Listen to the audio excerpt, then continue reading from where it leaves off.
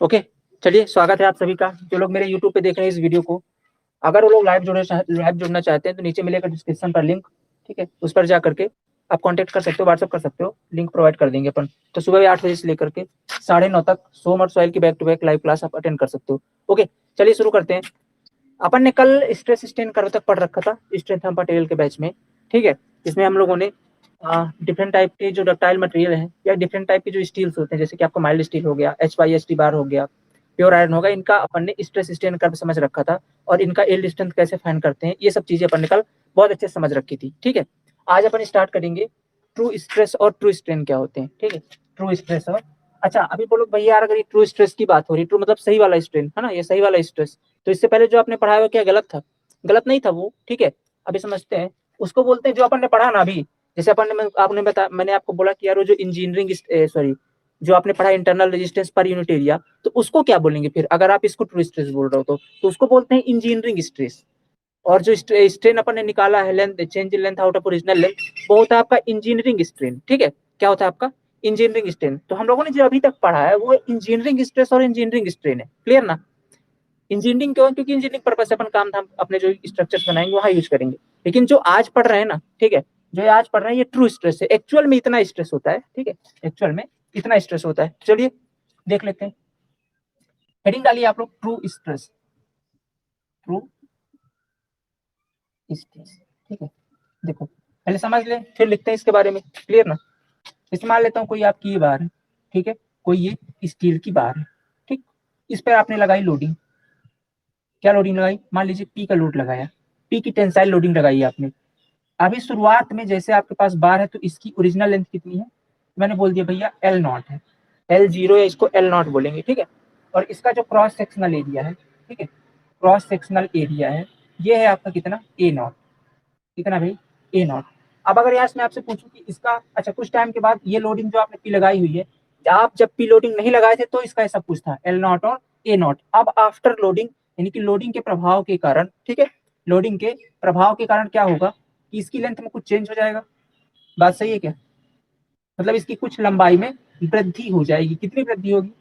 मान लेते हैं डेल L वृद्धि हो गई, ये इतनी लंबाई में क्या हो गई है? वृद्धि हो गई है। क्या हो गई? Del L। अगर सीधी बात में समझू तो पहले लंबाई जो इसकी L0 थी वो बढ़ करके अब कितनी हो गई है? वो मान लेता हूँ कैपिटल L हो गई है, ठीक है। कितनी हो गई भाई? कैपिटल L हो गई, इसी पी लोड के कारण। ये जो पी लोड आपका लगा हुआ है इस पी लोड के कारण, ओके। और जो इसका क्रॉस सेक्शनल एरिया है वो अब ए की जगह A0 की जगह क्या हो गया आपका? ए हो चुका है। यहाँ तक क्लियर हो ना। एक आपने स्टील बार लिया है, उसके अंदर आपने पी लोडिंग लगाई है, पी लोडिंग के कारण, ठीक है, शुरुआती में इसका जो लोडिंग से पहले इसकी लेंथ L0 थी और इसका क्रॉस सेक्शनल एरिया A0 था। क्रॉस सेक्शनल एरिया का मतलब समझ रहे हो ना। अगर ये जो आपका स्टील बार है, अगर ये इस प्रकार सेक्शन का होगा, मतलब ये सर्कल का होगा, एक गोलाकार सेक्शन होगा, तो इसका क्या होगा area? Cross section area π/4 into D1 square. और D1 क्या है? इसका डायमीटर है, क्लियर ना। ऐसे निकालते हैं नोट। तो अभी शुरुआत में इसका डायमीटर इतना है, सॉरी क्रॉस सेक्शनल एरिया इतना है और इसकी लेंथ इतनी है। आफ्टर जब आप लोडिंग लगा रहे हो तो कुछ समय के बाद क्या होगा कि इसकी लेंथ में चेंज होगा। मतलब सीधी सी बात, अगर आप टेंसाइल लोडिंग लगा रहे हो तो लेंथ में क्या हो जाएगी? वृद्धि हो जाएगी, थोड़ा सा बढ़ जाएगा। मान लेता हूँ कि लोडिंग के इफेक्ट कारण इसकी लेंथ में चेंज हुआ कितना? Del L।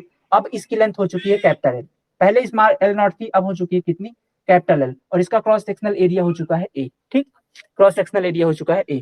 तो अगर आप यहाँ से आप इंजीनियरिंग स्ट्रेन निकालेंगे, ठीक है, अगर आप यहाँ से इंजीनियरिंग स्ट्रेन निकालेंगे, सॉरी इंजीनियरिंग स्ट्रेस निकालेंगे, ठीक है, इंजीनियरिंग स्ट्रेस जैसा अपन हमेशा निकालते हैं, है ना, तो वो कैसे निकालेंगे अपन? इंजीनियरिंग स्ट्रेस निकालेंगे तो कैसे निकालेंगे? लोड। अब देखो आप बोलो भैया इंटरनल रेजिस्टेंस, वो इंटरनल रेजिस्टेंस के टर्म ही, बट यहाँ पास हम लोग को तो नहीं पता ना इंटरनल रेजिस्टेंस कितना है, तो अपन इसको लोड बोलेंगे, ठीक है। लोड, लोड और इंटरनल रेजिस्टेंस लगभग इक्वल ही होते हैं, ठीक है। जितना आप लोड लगाओगे उतना ही तो इंटरनल रेजिस्टेंस जनरेट होगा, उससे ज्यादा तो नहीं कर सकते, जितना लोड लगा उतना ही जनरेट होगा। तो उसी टर्म में अपन लोड बोल देते हैं डायरेक्टली। लोड, कितना लोड लग रहा है आपका? पी लोड है, आउट ऑफ कितना होता है? Out of cross sectional area, ठीक है, out of cross sectional area. Load तो आपका पी है, दिख रहा है आपको। क्रॉस सेक्शनल एरिया शुरुआत में कितना था? तो शुरुआत में सब आपका A0 था। कितना था? A0 था। तो ये जो हम लोगों ने स्ट्रेस निकाला ना, इसको बोलते हैं इंजीनियरिंग स्ट्रेस।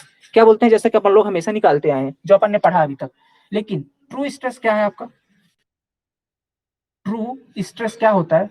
ट्रू स्ट्रेस क्या होता है? लोड के तो ऊपर लोड ही रहेगा, लोड में कोई परिवर्तन नहीं, ठीक है, लोड बटे ओरिजिनल क्रॉस सेक्शनल एरिया। ठीक है, ये जो आपका है, ये जो ए नॉट है, इसको बोलूंगा मैं ओरिजिनल क्रॉस सेक्शनल एरिया, शुरुआत में जो था ओरिजिनल जिसको बोलेंगे, और ये जो बाद में हुआ है मतलब लोडिंग के बाद जो क्रॉस सेक्शनल एरिया, इसको बोलूंगा मैं एक्चुअल क्रॉस सेक्शनल एरिया। क्या बोलूंगा भाई? Actual cross sectional area. ये जो एल नॉट शुरू में लेंथ थी, इसको बोलूंगा ओरिजिनल लेंथ। ध्यान से समझते जाना, क्या बोलूंगा इसको मैं? ओरिजिनल लेंथ, जो शुरू में था।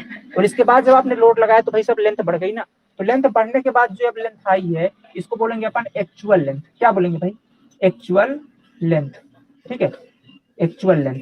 तो होता क्या एक्चुअली में, इंजीनियरिंग स्ट्रेस के अंदर अपन क्रॉस सेक्शनल एरिया यूज करते हैं ओरिजिनल वाला। चलो मैं लिख देता हूँ original cross sectional area, original cross sectional area. दिख रहा है सबको क्लियर? ठीक है ना। ट्रू स्ट्रेस के अंदर क्या यूज करते हैं? लोड बटे का एक्चुअल क्रॉस सेक्शनल एरिया। यहाँ पे कौन सा यूज करेंगे भाई? Actual cross sectional area. दोनों में सिर्फ इतना फर्क है, लोड दोनों में सेम है। यहाँ पास कौन सा एरिया यूज होगा? Original cross sectional area use होगा।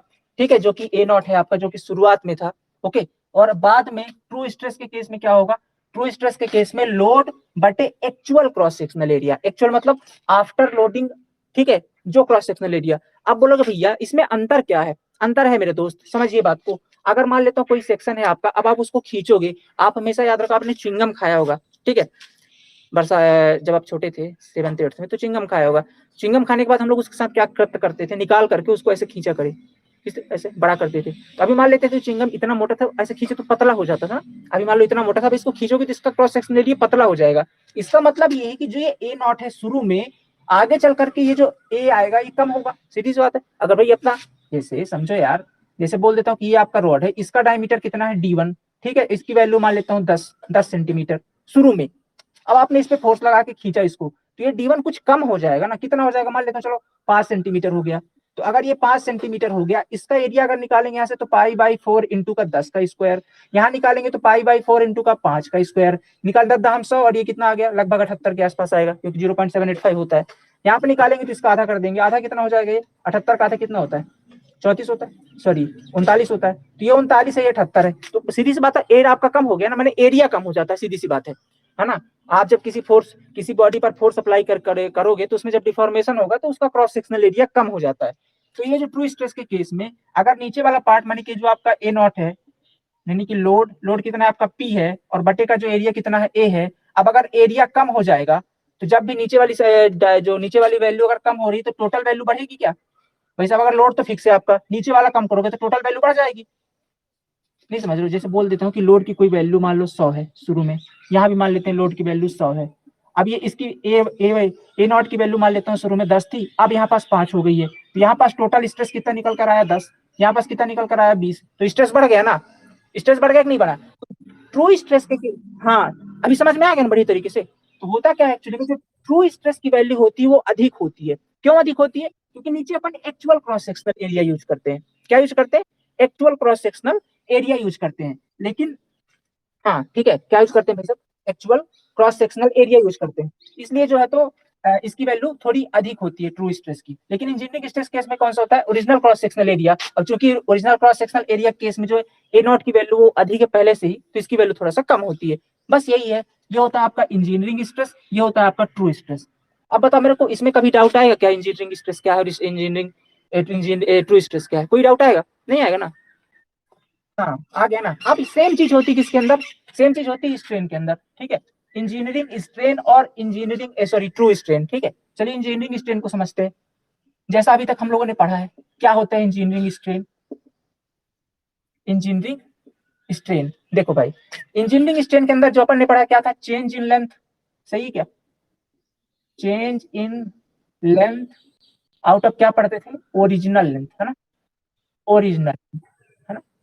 Original length. Change in length अगर मैं बोलूँ यहाँ पे डेल एल है, ठीक है, del L change in length है। आउट ऑफ ओरिजिनल लेंथ कितना है यहाँ पे? एल नॉट है। ओके, तो ये तो हो गया आपका इंजीनियर। नहीं दिख रहा क्या? थोड़ा नीचे लिख देता हूँ, del L out of L not. ठीक है, एल नॉट। ओके, तो ये क्या हो गया आपका? Change in length out of original length. तो ये तो वैल्यू कौन सी आई आपकी? इंजीनियरिंग स्ट्रेन की आई है। क्या आई है? इंजीनियरिंग स्ट्रेन की। ओके, अब बात करते हैं ट्रू स्ट्रेन की। ट्रू स्ट्रेन की, ट्रू स्ट्रेन के केस में भी सेम है, ऊपर तो चेंज इन लेंथ ही होगा। ठीक है, चेंज इन लेंथ ही होगा, और नीचे क्या हो जाएगा यहाँ पे, एक्चुअल लेंथ। एक्चुअल लेंथ मतलब आफ्टर डिफॉर्मेशन, आपने लोडिंग लगाई इसके बाद कितनी लेंथ हो गई है, समझ रहे हो ना, आफ्टर डिफॉर्मेशन। हाँ, एक्चुअल लेंथ, आफ्टर डिफॉर्मेशन कितनी लेंथ हो गई है उसको बोलते हैं अपन क्या, एक्चुअल लेंथ। तो चेंज इन लेंथ तो सेम है, डेल एल ही है, ऊपर की वैल्यू वहां भी सेम है, यहाँ भी सेम है। एक्चुअल लेंथ लोड के बाद घटी होगी कि बढ़ी होगी, बताइए, घटी होगी कि बढ़ी होगी, तो ये डिपेंड करेगा आपके लोड के ऊपर। हमने यहाँ पे किस प्रकार का लोड लगाया है, टेंसाइल लोड लगाया है, अपन लोड को लगा करके खींच रहे हैं, इस रॉड को अपन खींच रहे हैं, तो भाई साहब खींच रहे हैं तो लेंथ बड़ी होगी, सीधी सी बात है ना। तो पहले लेंथ एल नॉट थी, अब लेंथ कितनी हो गई है, एल हो गई, बढ़ी हुई लेंथ। एक्चुअल कितनी है आफ्टर डिफॉर्मेशन, एल हो गई। अब मुझे एक बात बताइएगा, ये जो एल है इसकी वैल्यू, ये एल है इसकी वैल्यू एल नॉट से ज्यादा है कि कम होगी, भाई टेंसाइल लोडिंग के केस में तो ज्यादा होगी ना, क्योंकि लेंथ अब बढ़ गई। पहले अगर मानेंगे इस एल की वैल्यू 10 सेंटीमीटर थी, तो अब लोडिंग के बाद इसकी वैल्यू सीधी सी बात है 12 या 15 सेंटीमीटर होगी, है ना। तो जब भी, तो यहाँ पास तो बढ़ गई ना इसकी वैल्यू, नीचे वाली की वैल्यू बढ़ गई, तो जब भी किसी वैल्यू में नीचे मतलब डिनोमिनेटर बढ़ता है तो टोटल वैल्यू डिक्रीज होती है ना, टोटल वैल्यू क्या होगी, डिक्रीज होगी। तो अगर यहाँ पे अपन कंपेयर करें और आपसे पूछूं कि इंजीनियरिंग स्ट्रेस की वैल्यू ज्यादा होगी कि ट्रू स्ट्रेन, इंजीनियरिंग स्ट्रेन की वैल्यू ज्यादा होगी कि ट्रू स्ट्रेन की वैल्यू ज्यादा होगी, तो आप बोलोगे भैया इंजीनियरिंग स्ट्रेन आपका अधिक होगा, क्योंकि इसके अंदर जो नीचे जो आपका एल नॉट है वो उसकी वैल्यू कम है एज कंपेयर टू इस एक्चुअल लेंथ के, ठीक है, इस एक्चुअल लेंथ के, इसलिए ट्रू स्ट्रेन की वैल्यू कम होती है as compare to engineering strain, और ट्रू स्ट्रेस की वैल्यू अधिक होती है as compare to engineering stress. अब आपसे कोई पूछे कि इंजीनियरिंग स्ट्रेस क्या है, ट्रू स्ट्रेस क्या है, इंजीनियरिंग स्ट्रेन, ट्रू स्ट्रेन, कौन ज्यादा कौन कम, अब आप बता पाओगे, कोई दिक्कत कहीं पे किसी को कुछ पूछ सकते हो अगर कोई डाउट हो तो। आ गया समझ में सभी के true stress, true strain, engineering strain ये सब क्या होते हैं, हाँ, सबके क्लियर कॉन्सेप्ट, बड़े जल्दी समझ गए यार तुम लोग तो, हाँ। चलो भाई ठीक है, सबको आ गया समझ में, गीतांजलि, चाहत, आ गया, चलिए बढ़िया है, तो अब इसको इरेज कर दें, आपने नोट कर लिया है, ओके ओके, चलिए।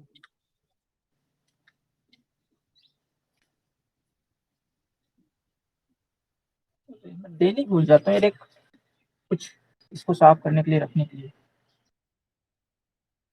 चलो खैर।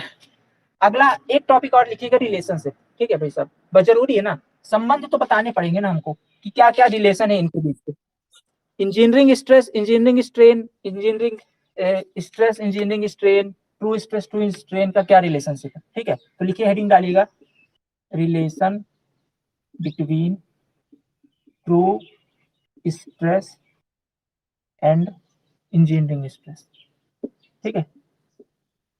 ट्रू स्ट्रेस और इंजीनियरिंग स्ट्रेस के बीच क्या रिलेशनशिप होता है, दो केस में देखेंगे, पहला तो आप जब टेंसाइल लोडिंग लगाएंगे तो क्या रिलेशन होगा, और दूसरा जब आप कंप्रेसिव लोडिंग लगा रहे हैं, मतलब आप जब उसको दबा रहे हैं तो क्या रिलेशन होगा, दोनों केस में समझते हैं। सिंपल सा आपको फार्मूला लगाना है, अपन स्ट्रेस को किससे डिनोट करते हैं, तो बोलो भैया सिग्मा से, अगर मैं उसको सिग्मा टी आर बोलूं मतलब सिग्मा टू है, ट्रू स्ट्रेस है, क्या है, ठीक है, ये आपका ट्रू स्ट्रेस है। अगर सिग्मा टी आर बोल रहा हूँ तो ये आपका ट्रू स्ट्रेस है, ये इक्वल टू होगा, ठीक है, ये होगा आपका सिग्मा, अगर मैं सिर्फ सिग्मा लिख रहा हूँ मतलब ये आपका इंजीनियरिंग स्ट्रेस है, ठीक है, क्या है, इंजीनियरिंग स्ट्रेस है, इंटू 1+, ठीक है, 1+एप्सिलॉन, 1+एप्सिलॉन, ये एप्सिलॉन क्या है भाई साहब, ये एप्सिलॉन आपका इंजीनियरिंग स्ट्रेन है, ठीक है, इंजीनियरिंग स्ट्रेन है, ओके, ये इंजीनियरिंग स्ट्रेन है, सिग्मा आपका इंजीनियरिंग स्ट्रेस है, और ये आपका ट्रू स्ट्रेस है। ये रिलेशन होता है किसके केस में, टेंसाइल लोडिंग के केस में। सेम चीज अगर अपन इसके बारे में समझे, सेम चीज अगर समझते हैं अपन कंप्रेसिव के केस में, तो वही sigma T R is equal to, सब कुछ सेम है, बस बीच में आपको माइनस लगा देना है, दैट्स इट, सब कुछ सेम, बस बीच में आपको क्या लगा देना है, माइनस लगा देना है। अगर आगे चलते हैं अपन किसमें, ये तो बात होगी relationship between true stress and engineering stress. अगला समझते हैं अपन रिलेशन बिटवीन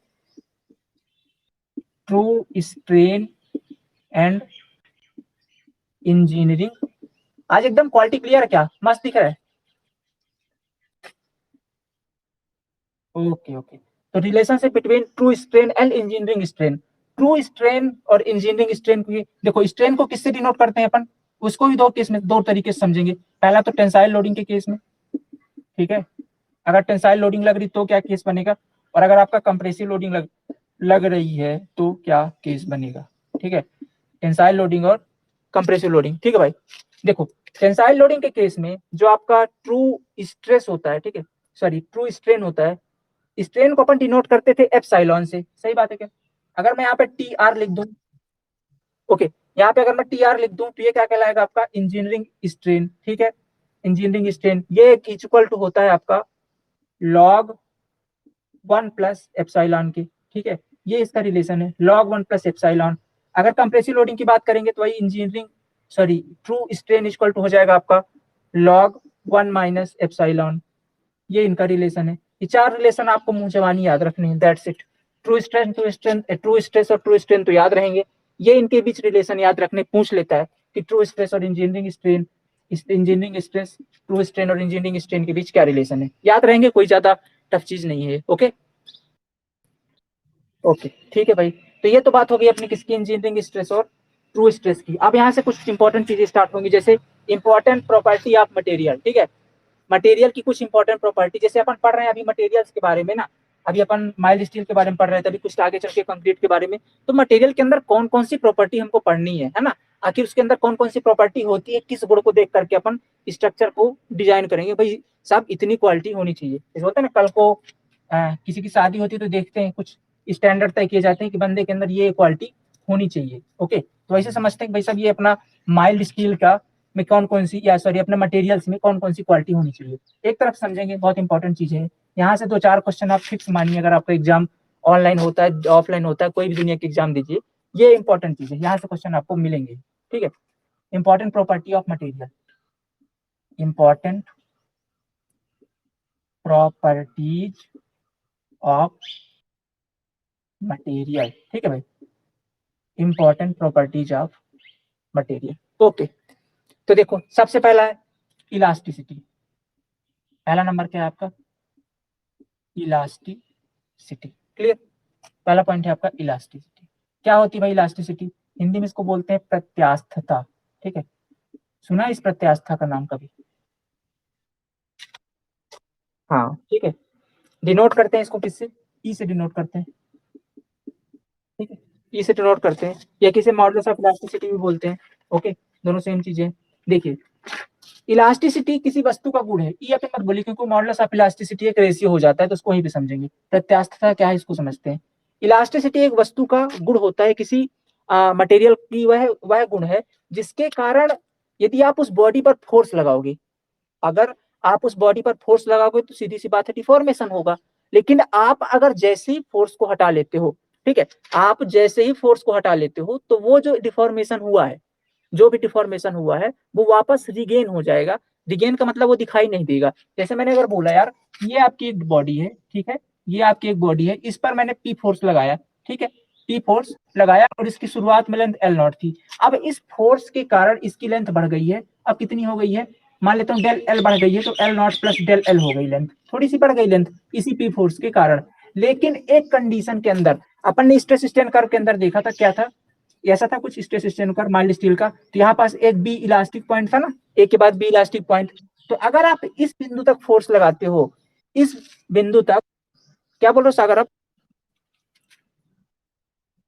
ठीक है, अगर आप इस बी पॉइंट तक यानी कि इलास्टिक बिंदु तक फोर्स लगाते हो, तो और फोर्स लगाने के बाद हटा लेते हो, तो यहां तक जो डिफॉर्मेशन हुआ होगा इस बॉडी में, डिफॉर्मेशन का मतलब ये नहीं सिर्फ लेंथ में चेंज, डायमेंशन में चेंज की बात होती है डिफॉर्मेशन में, मतलब उसकी तीनों डायमेंशन में, लेंथ में, विड्थ में और डेप्थ में, ठीक है, तीनों में अगर कोई भी डिफॉर्मेशन चेंज हुआ है, लेंथ घटी है या बढ़ी है, तो उस केस में अगर आप फोर्स हटा लेते हो इस बी पॉइंट के अंदर, ठीक है, इस बी पॉइंट के अंदर फोर्स को हटा लेते हो, तो जो भी डिफॉर्मेशन वो वापस रिगेन हो जाएगा, ठीक है, जो भी डिफॉर्मेशन हुआ है वो वापस रिगेन हो जाएगा, आपको कोई परमानेंट डिफॉर्मेशन देखने को नहीं मिलेगा।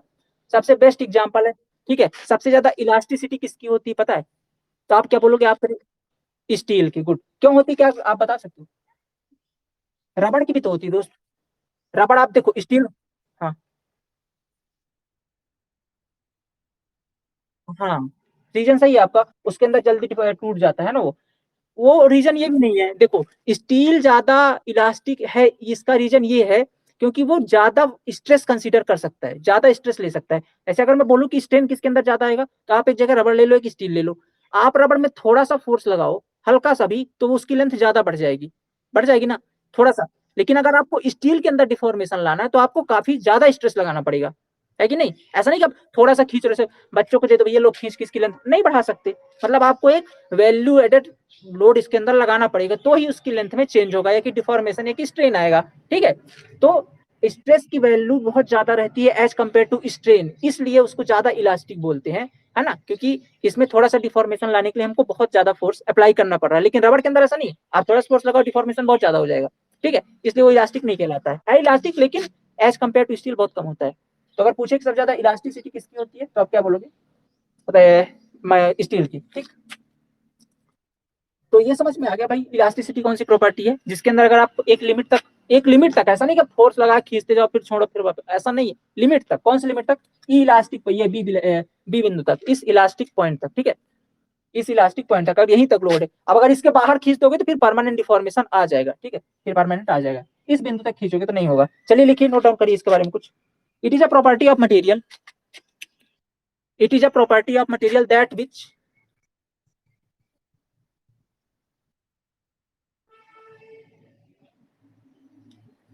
be applying the force on any body, be applying the force in any body on any body, then deformation take place,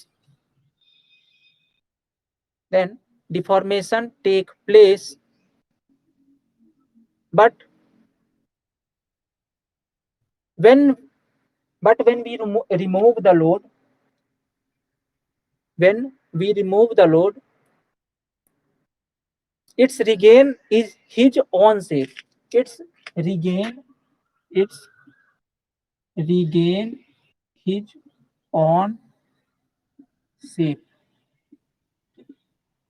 कुल मिला के बात इतनी है कि जब आप किसी बॉडी पर फोर्स लगाते हो तो उसके अंदर डिफॉर्मेशन आता है, लेकिन जब आप फोर्स हटा लेते हो तो वापस अपनी स्थिति को ग्रहण कर लेता है। इस प्रॉपर्टी को इलास्टिसिटी बोलते हैं, ठीक है? समझ में आई बात? ओके, हाँ बस भैया यही है इलास्टिसिटी, ठीक है? आगे बात समझ में, क्वेश्चन पूछा जाएगा तो लिख लेना इसके बारे में, ये डायग्राम वायग्राम बना के समझा देना कि इलास्टिसिटी कहाँ तक अप्लाई है। इलास्टिसिटी ये बी पॉइंट तक अप्लाई है, ठीक है? कहाँ तक? ये बी इलास्टिक लिमिट तक, ठीक है? यहाँ तक कि इससे बाहर अगर आप लोड लगाओगे तो फिर वो एक्चुअली में क्या हो जाएगा, कुछ कुछ परमानेंट डिफॉर्मेशन आ जाएगा, ठीक है? तो ये होती है अपनी इलास्टिसिटी। अगली प्रॉपर्टी है अपना कौन सी? प्लास्टिसिटी। अगले हेडिंग डालिएगा प्लास्टिसिटी। प्लास्टिसिटी क्या होती है भाई? प्लास्टिसिटी क्या होती है, देखो दूसरा हेडिंग अपना प्लास्टिसिटी। प्लास्टिसिटी का मतलब ये होता है कि यह मटेरियल की, जैसे मान लेता हूँ कोई मटेरियल, ठीक है, उसके अंदर प्लास्टिक स्ट्रेन शो करेगा। अगर उसके अंदर प्लास्टिसिटी है तो प्लास्टिक स्ट्रेन शो करेगा। देखो प्लास्टिक स्ट्रेन बोलोगे यार ये प्लास्टिक स्ट्रेन क्या होता है?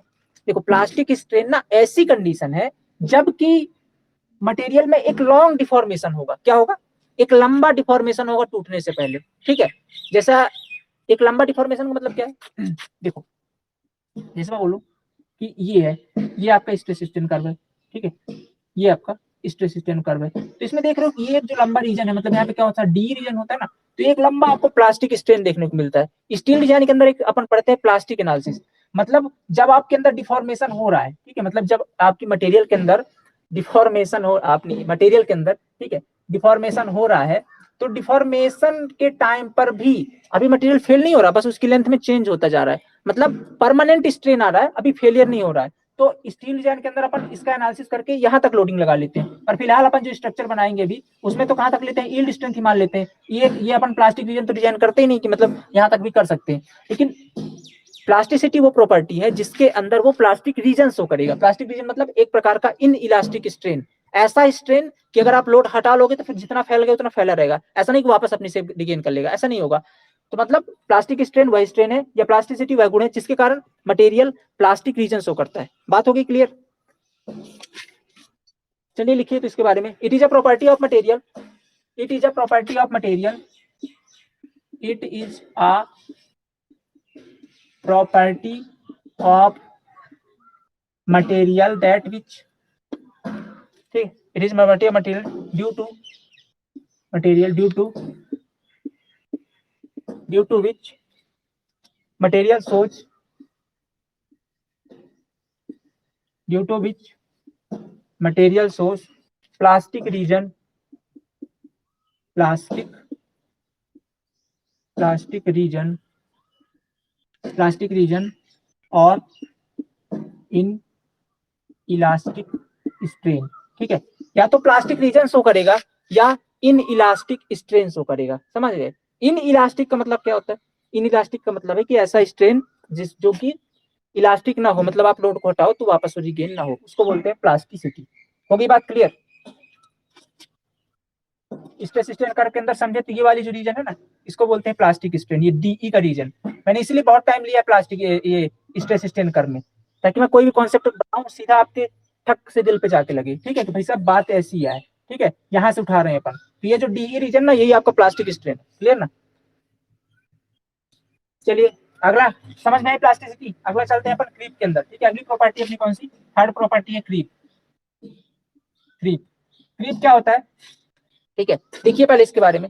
It is a property, it is a property of material, it is a property of material, it is a property of material due to that additional deformation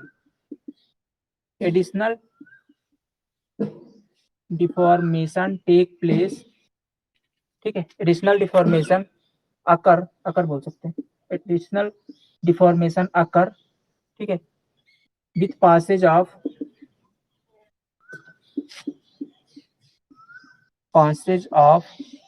time under sustained loading,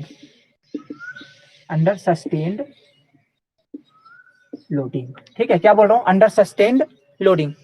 समझिए इसको क्या बोल रहे हैं। It is a property of material due to that additional deformation occur with passage of time under sustained loading. दिख रहा है सबको क्लियर? ओके। इसका मतलब क्या है दोस्त? देखो बात ऐसी दरअसल, जैसे मान लेता हूँ कोई मटेरियल है, ठीक है। अब यार मटेरियल मतलब समझना, अपन ना अपने सिविल इंजीनियरिंग में ना ईटा गिट्टी सीमेंट और छड़ के अलावा कोई मटेरियल यूज नहीं होता, ठीक है। तो अपन क्या पढ़ते हैं? जनरली दो प्रकार के मटेरियल में सारा प्रयोग करते हैं, एक तो कंक्रीट के ऊपर और दूसरा स्टील के ऊपर, क्योंकि सारा स्ट्रक्चर हमारे इसी पर बेस्ड, इसी की बनाते हैं अपन, ठीक है। तो अपन बात करें किसकी? स्टील की। मैं एक स्टील रॉड ले लेता हूँ, चलिए फिर से लगाइए इस पे लोड, पी लोड लगाए अपन, ठीक है। ये कैसे समझ लेते हैं? ये मान लेता हूँ ये जो एक स्टील की रॉड है, ये फिक्स है कहाँ पे? किसी दीवार पे एक तरफ फिक्स है। अब एक तरफ से मैंने इस पे पी लोडिंग लगा दी है, इस पे मैंने क्या लगा दिया? ये पी की लोड लगा दिया है।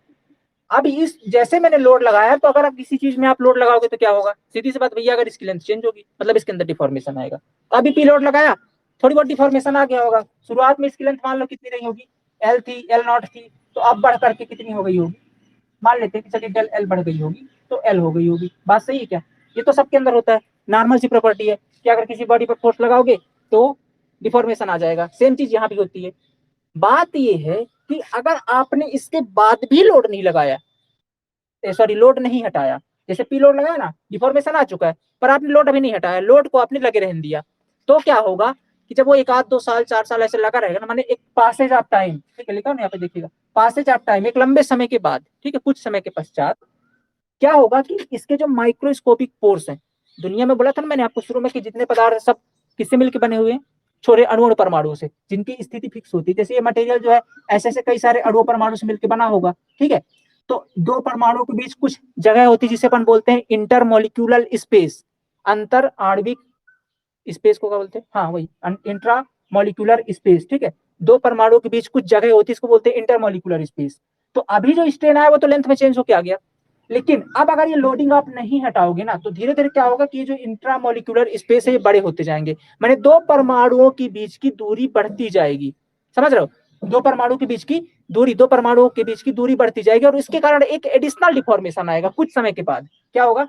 कुछ समय के बाद एक एडिशनल डिफॉर्मेशन आएगा आफ्टर कुछ टाइम, ठीक है। मैंने बोला ना यहाँ पे passage of time under sustain loading, additional deformation. समझिए एडिशनल पार्ट बहुत इंपॉर्टेंट है। क्रीप को कुछ लोग ऐसे समझते हैं कि लोडिंग लगाई जो डिफॉर्मेशन हो गया वो क्रीप, नहीं भाई साहब, क्रीप वो नहीं है। क्रीप ये है कि आपने जो लोडिंग लगाई वो जो डिफॉर्मेशन आ गया सो आ गया, उस पर ध्यान नहीं देना, वो तो स्ट्रेन हो गया आपका। क्रीप वो फिनोमिना है, वो टर्मिनोलॉजी है कि आप लोडिंग अभी भी नहीं हटा रहे हो, आपने एक बार लोडिंग लगा दी है, एडिशनल डिफॉर्मेशन आ गया है, इसके बाद भी आप लोडिंग नहीं हटा रहे हो, देन कुछ टाइम के पश्चात जो इंट्रामोलिकुलर स्पेस है, मतलब छोटे छोटे जो मॉलिक्यूल्स है ना, उनके बीच में जो जगह है, बहुत सारे छोटे छोटे पार्टिकल होंगे। किसके पार्टिकल होंगे? वही जिसका मटेरियल बना हुआ है। वैसे हमारी बॉडी के अंदर पार्टिकल की बात करूंगा तो क्या है? सेल है ना, है कि नहीं सेल? वैसे इसके अंदर क्या होंगे? कुछ छोटे छोटे पार्टिकल होंगे जिनके बीच एक फिक्स दूरी होगी, जिसे अपन इंट्रामोलिकुलर स्पेस बोलेंगे। आपने लोडिंग लगा दी, कुछ टाइम के बाद क्या होगा? वो इंट्रामोलिकुलर स्पेस जो थोड़ा सा बढ़ता जाएगा, और बढ़ने के कारण कुछ टाइम के बाद, तुरंत नहीं, कुछ टाइम के बाद एक एडिशनल डिफॉर्मेशन आएगी। क्या आएगी? एडिशनल डिफॉर्मेशन आएगी, जिसे अपन बोलेंगे क्रीप। ठीक है, क्या बोलेंगे? क्रीप। तो क्रीप ये प्रॉपर्टी है कि एडिशनल डिफॉर्मेशन आ जाता है आफ्टर सम टाइम्स, बोलो ना, पासेज ऑफ टाइम, कुछ टाइम के बाद। सस्टेन लोडिंग, आपने अगर उसके अंदर लोडिंग लगा रखी है तो ऐसा नहीं कि लोडिंग आज लगाई फिर हटा दी, लगाई नहीं, लगा रहने दो कुछ टाइम तक, सस्टेन्ड लोडिंग हो। इसका सबसे बेस्ट एग्जांपल पता है क्या है? आपने घरों में देखा होगा, हम लोग घरों में कपड़े सुखाते हैं, ठीक है? क्या बोलते हैं? एक इधर मान लो खंबा गड़ा है, एक इधर साइड खंबा गड़ा है, ठीक है? और आपने क्या किया, इसमें एक तार बांध दी ऐसे सीधे, एकदम सीधे तार बांध दी, ठीक है? बांध दिया ऐसे तार, एक ये खंबा है, एक ये खंबा है, इसके अंदर एक पतली सी स्टील की तार बांध दी, और इसके ऊपर आप डेली कपड़े सुखा रहे हो अपने, डेली हालांकि। अभी जब आपने शुरू में ये तार बांधी थी ना, तब एकदम बढ़िया तरीके से टाइट थी, कोई दिक्कत नहीं, एकदम टाइट रहती शुरू में, आपने देखा होगा। आप उसके ऊपर ला ला के अपने गीले कपड़े डालते जाओगे, कपड़े सूखते जाएंगे, कुछ टाइम के बाद ऐसे एक आध 2 महीने हो जाएंगे ना, उसके बाद देखोगे कि इसका जो शेप है ना, ऐसे हो जाएगा, ऐसे हो जाता है। आपने खंबे की स्थिति नहीं बदली, यहाँ भी जो आपने इसको फिक्स किया था, ये वाला भी एकदम फिक्स है ना, यहाँ भी एकदम फिक्स है। तो ये फिर ऐसे इसकी लेंथ बढ़ कैसे गई भाई? सब लेंथ बढ़ी होगी तभी तो ये मुड़ गया ना। तो ये कैसे बढ़ी होगी? तो ये क्रीप के कारण बढ़ी है, क्योंकि आपने इसके अंदर जाकर के कपड़े को डाल दिया, तो इसके अंदर सस्टेन लोडिंग लग गई ना। अब इस सस्टेन लोडिंग के अंदर डेली डेली कुछ कुछ माइक्रोस्कोपिक पोर्स बड़े होते गए, बड़े होते गए, आफ्टर सम टाइम इसकी लेंथ इस तरीके से बढ़ जाती है। तो ये भी एक प्रकार का क्रीप का ही उदाहरण है। अब आगे बात समझ में, बताओ। हाँ, सही कहा ना? हाँ, पूछिए पूछिए।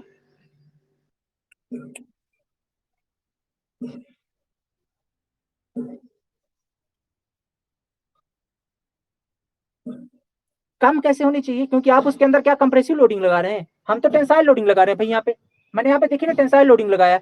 मैं बोल रहा हूँ कि ये जैसे बॉडी है, आप इसको खींचोगे तो जो फोर्स लग रहा है वो इंट्रामोलिकुलर फोर्स, जो आपके मॉलिक्यूल उन पर ट्रांसफर हो रहा है ना। मैंने आपको बताया था, जैसे आपकी ये बॉडी है, समझिएगा ध्यान से, ये आपकी बॉडी है, इस पे आप फोर्स लगा रहे हो, तो ये जो फोर्स पी का टेंसाइल लोडिंग है ना, ये क्या होगा? ये इनडायरेक्टली ट्रांसफर होगा किस पे? इन मॉलिक्यूल्स पे। तो ये मॉलिक्यूल्स भी तो एक दूसरे से खींचेंगे, एक दूसरे से दूर जाएंगे, और दूर जाएंगे तो स्पेस बढ़ेगा ना भाई, सब घटेगा कैसे? खुद सोचो ना। आप किसी पे टेंसाइल लोडिंग लगाओगे तो वो दूर दूर कैसे, पास पास कैसे आएंगे? है, बताइए ना, कैसे आएंगे? आप खुद सोचिए ना, एक लड़का है एक लड़की है, दोनों के बीच टेंशन है, दोनों के रिलेशनशिप में टेंशन है, तो आप क्या समझते हो, उनके बीच प्यार बढ़ेगा कि दूर जाएंगे वो लोग? सोचिए ना। अगर रिलेशनशिप में टेंशन बढ़ रही है, तो यहाँ पे अगर मटेरियल में टेंशन लोड लगा रहे हो, तो भाई साहब वो लोग दूर दूर जाएंगे ना, पास पास थोड़ी ना आएंगे। खुद सोचिए ना, है कि नहीं? अरे यार, ऐसा एग्जाम्पल दे देते हैं फिर भी बताओ, आप लोग समझ नहीं रहे हो, है? जान ले लो भैया कि आपको है ना।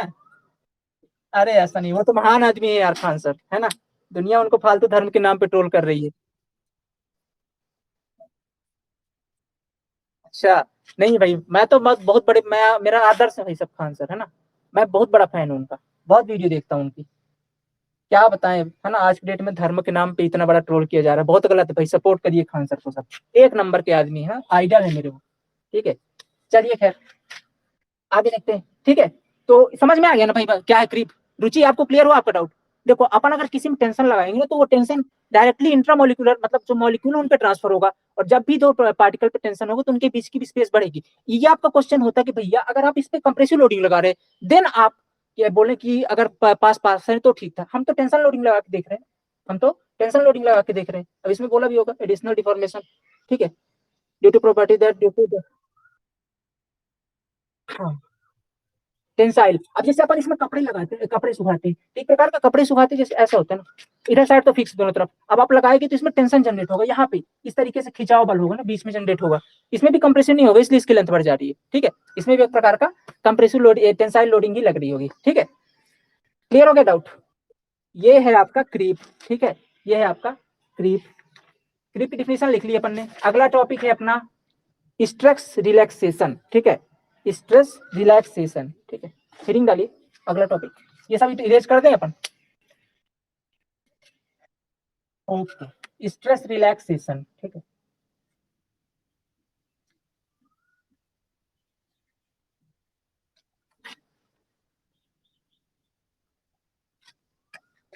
स्ट्रेस रिलैक्सेशन फोर्थ टॉपिक है आपका, स्ट्रेस,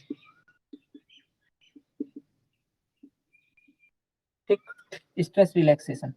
ये क्या भाई, चलिए लिखते हैं इसके बारे में। It is basically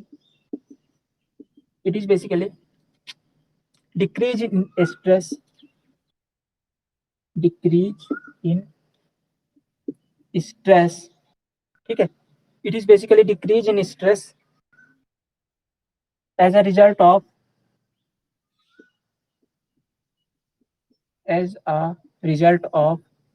creep under prolonged sustained loading, under prolonged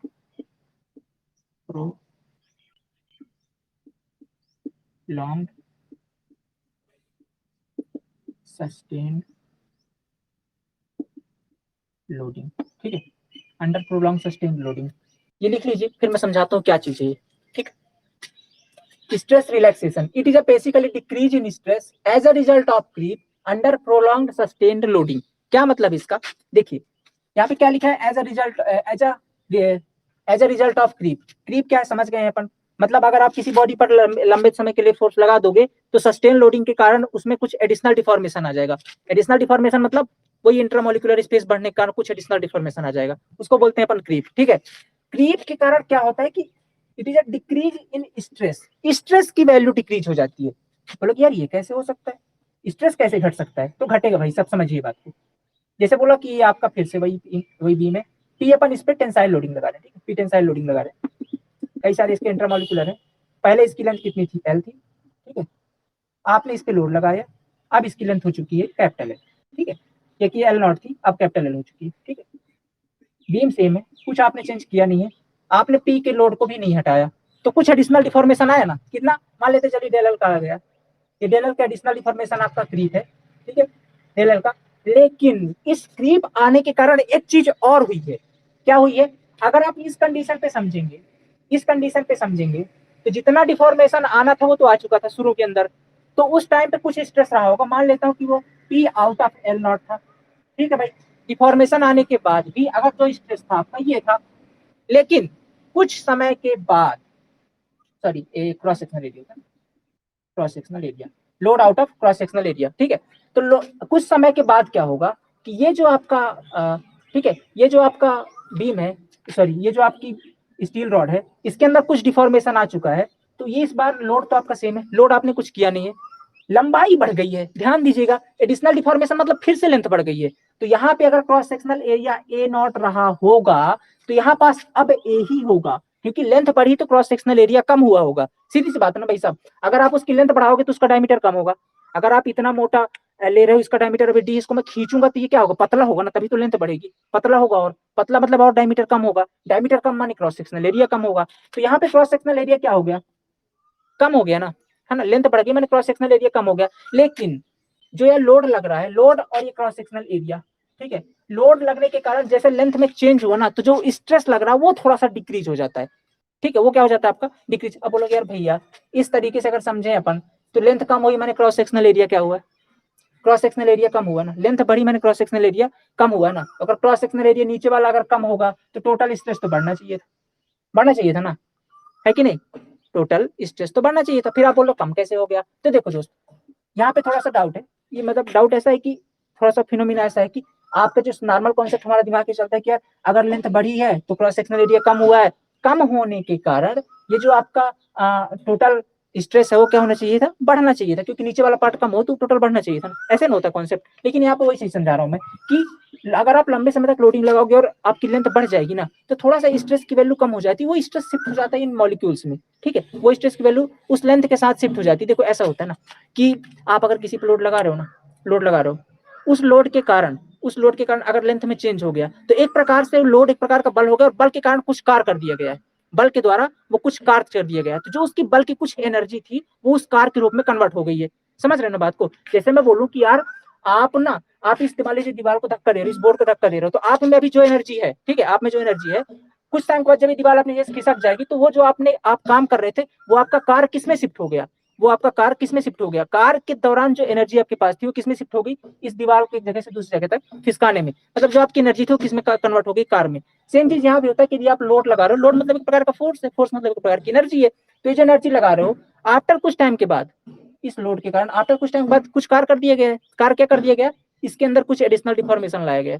अब वो एडिशनल डिफॉर्मेशन लाने के कारण इसकी एनर्जी थोड़ी सी कम हो जाती है, क्योंकि लोड एडिशनल डिफॉर्मेशन के टाइम पे जो इसको कार करना पड़ रहा है, मतलब उस मॉलिक्यूल पे फोर्स लगाना पड़ रहा है, तो कुछ एनर्जी की हानि हो जाती है, कुछ ऊर्जा की हानि हो जाती है, तो उसके कारण इस कुछ स्ट्रेस की वैल्यू डिक्रीज हो जाती है। ये होता है अपना स्ट्रेस रिलैक्सेशन। क्या होता है? Stress relaxation. समझ में है ना कॉन्सेप्ट? मैंने दो तरीके से समझाया, क्योंकि अगर नॉर्मल दिमाग लगाओगे ना, तो यार भैया लेंथ बढ़ी है, ये गड़बड़ कॉन्सेप्ट है, दो तरह की बातें मत करिए, है ना। आपने बोला कि लेंथ बढ़ी माने डायमीटर कम हुआ, डायमीटर कम माने क्रॉस सेक्शनल एरिया कम, और अगर नीचे वाला कम तो अपन टोटल जानते हैं भाई साहब, अगर नीचे कम तो पूरा बढ़ेगा, है कि नहीं बात?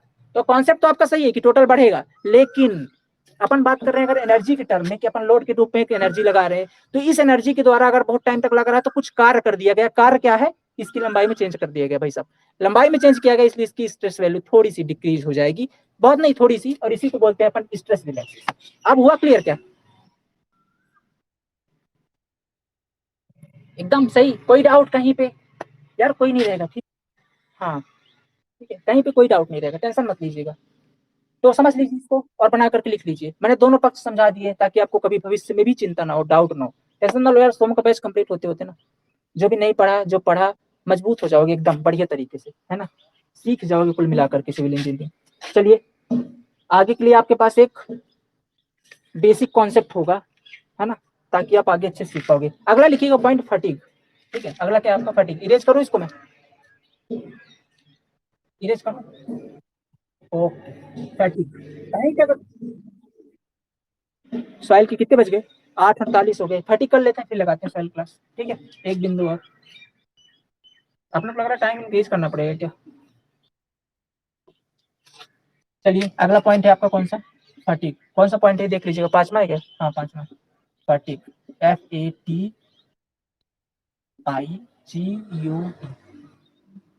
मुझे नहीं पता है, मैं क्लास की टाइम में इंक्रीज भी कर दूं, पर पता है क्या, इसके बाद आप लोग की स्टील की क्लास है, ठीक है, सॉरी सॉइल की, सॉइल के बाद फिर स्टील की, फिर QSC के, और 11 बजे तक जहाँ मैं पढ़ा रहा हूँ ना, ऐसा मतलब अभी मैं दिखाऊँ किस दिन आपको, एकदम खुले आसमान के नीचे ही, ठीक है, तो यहाँ पे धूप आने लग जाती है। कल QSC क्लास में, सॉरी स्टील की क्लास में, यहाँ पे पूरी धूप आ रही थी, आधे बोर्ड में धूप आ रही थी, है ना, तो फिर 11 के बाद 10:30 पौने 11 के बाद तो क्लास लेना संभव ही नहीं है, ठीक है, इसलिए हमको अगर करेंगे तो और सुबह करेंगे, 7:30 से कर लेंगे। हाँ ठीक, हिंदी में बोलते हैं इसको थकान, ठीक है, क्या बोलते हैं? थकान बोलते हैं, ठीक है। हिंदी में क्या होता है एक्चुअली, ये देखिए, अब यहाँ पे एक कॉन्सेप्ट आएगा डायनेमिक लोडिंग का। क्या होता है कि यदि आप किसी मटेरियल पर, फिर किसी मटेरियल तो क्या करें भाई सब, मटेरियल की प्रॉपर्टी पढ़ने तो लेना ही पड़ेगा, है कि नहीं?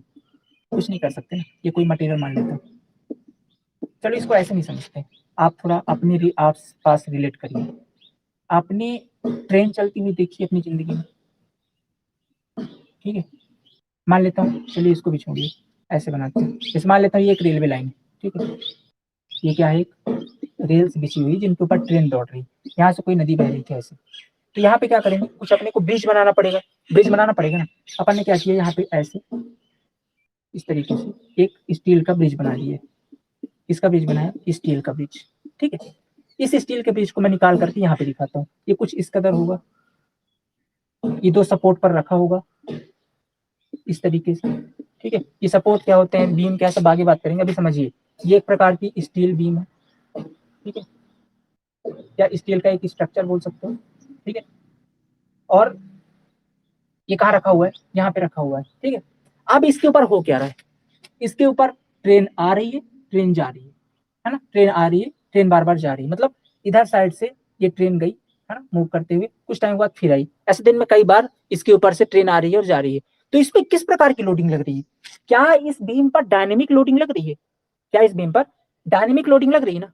मतलब भाई बार बार ट्रेन आ रही है तो एक प्रकार का डायनेमिक लोडिंग है, ऐसा थोड़ी कि सस्टेन्ड लोडिंग है, स्टैटिक लोडिंग थोड़ी लग रही है कि अपन यहाँ पे कुछ ऐसा रख दिए, ये लोग रख दिए, तो अभी तो एक प्रकार क्या डायनेमिक लोडिंग, भाई बार बार ट्रेन आ रही जा रही, आ रही जा रही, आ रही जा रही, है ना, तो इस प्रकार डायनेमिक लोडिंग के कारण कुछ इसके यही माइक्रोस्कोपिक पोर्स जो होते हैं ना, ये कुछ बड़े हो जाते हैं इस डायनेमिक लोडिंग के कारण, और इस बार वहां पे एडिशनल डिफॉर्मेशन हुआ था, यहाँ पे फेलियर हो जाएगा। ठीक है, माइक्रोस्कोपिक पोर्स बड़े हुए थे मटेरियल के अंदर, तो एडिशनल डिफॉर्मेशन आया था क्रीप के अंदर, लेकिन यहाँ पे क्या हो जाएगा, एडिशनल डिफॉर्मेशन इस कदर बढ़ जाएगा ना, इस कदर मतलब जैसे मान लेता हूँ कि यार ये आपका एक पार्टिकल, ये पार्टिकल, ये पार्टिकल है, इनके बीच की अब बार बार डायनेमिक लोडिंग लग रही है, तो लोडिंग इंट्रामोलिकुलर जो माइक्रोस्कोपिक पोर्स है ना, माइक्रोस्कोपिक पोर्स मतलब छोटे छोटे सूक्ष्म छिद्र दो पार्टिकल्स के बीच में, तो क्या होंगे, वो दोनों बढ़ते जाएंगे, धीरे धीरे बढ़ते जाएंगे, और कुछ टाइम बाद क्या होगा, इस तरीके से क्रैक डेवलप होगा और यहाँ से फेलियर हो जाएगा। ठीक है, क्या हो जाएगा, यहाँ से फेलियर हो जाएगा, तो इसको बोलते हैं फटीग। क्या बोलते हैं भाई साहब, फटीग बोलते हैं। चलिए डिफिनेशन लिखिए पहले इसकी। बेसिकली डिटोरिएशन ऑफ मटेरियल, ठीक है, इट इज अ डिटोरिएशन, ठीक है,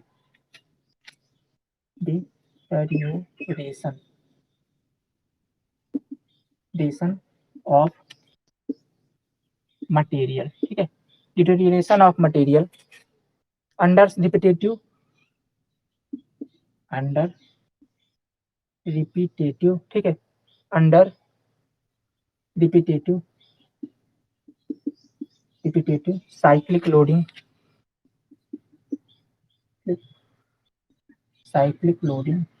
ठीक है, under repetitive cyclic loading enlarge the microscopic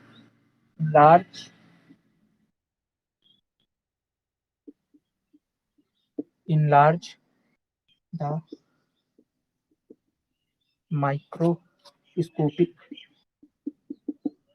the microscopic cracks and due to that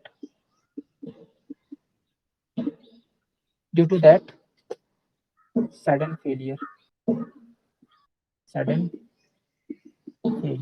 take place,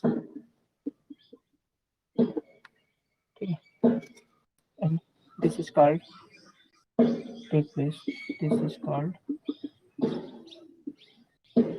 fatigue, ठीक है, this is called fatigue. It is a deterioration of material under repetitive cyclic loading, enlarge the microscopic pores, enlarge the microscopic cracks, and due to that sudden failure take place. वही चीज मैंने बताई कि अगर आप किसी बॉडी पर बार बार cyclic loading लगा रहे हो, साइक्लिक लोडिंग एक प्रकार की डायनेमिक लोडिंग है भाई। साइक्लिक लोडिंग का मतलब क्या है, साइकिल्स के रूप में घूम घूम के लोडिंग लग रही है, जैसे कि आपके ट्रेन के चक्के बार बार लोडिंग लगा रहे हैं, आ रहे हैं, जा रहे हैं, आ रहे हैं, जा रहे हैं, तो क्या होगा, इसके माइक्रोस्कोपिक जो पोर्स हैं वो धीरे धीरे क्या हो जाएंगे, बड़े होना शुरू हो जाएंगे।